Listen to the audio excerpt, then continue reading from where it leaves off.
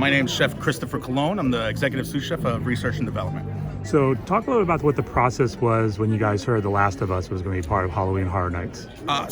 For me, I played the video game, so I was very excited, and I have a team of chefs that work with me as well, and I asked them, have you played the video game? Oh my goodness, you haven't? I gave one of the chefs my PlayStation, and I said, you got to play the game before we start cooking this food.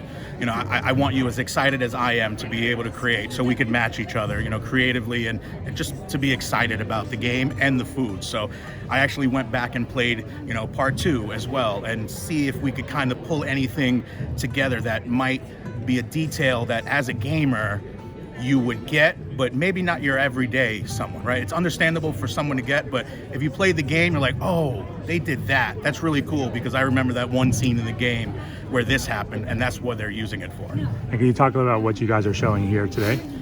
Yeah, so for The Last of Us, we have the Left Behind ravioli. So it's the way that we have it built is essentially like a QZ. So Fedra has posted this QZ and these cans that may have been left behind somewhere, that is just something that as the guests, as the villagers or residents of this QZ would come every day for their daily ration, they're gonna get a scoop of ravioli.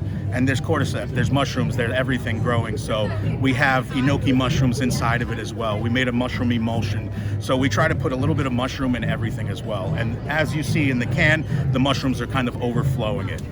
And when it comes to this being just a taste of what people can expect, can you kind of reference maybe some other things and some of those? Yeah, as far as The Last of Us, we definitely have a couple items. I want to leave something for the sneak peek, but I said it earlier as well. You might come along the lines and see a meat stew.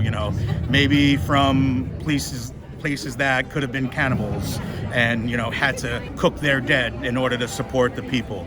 So we have a couple of fun things like that would be a nice little ode to the game as well. And speaking of the game, what are your thoughts on them bringing back the actual voice actors for the I just read that as well, and it's just great. It's everything that excites us about being able to do the game, to hear about Troy, and just to know that is the thing, and they care enough to make this as exciting as we think it should be as well. It just puts us over the moon.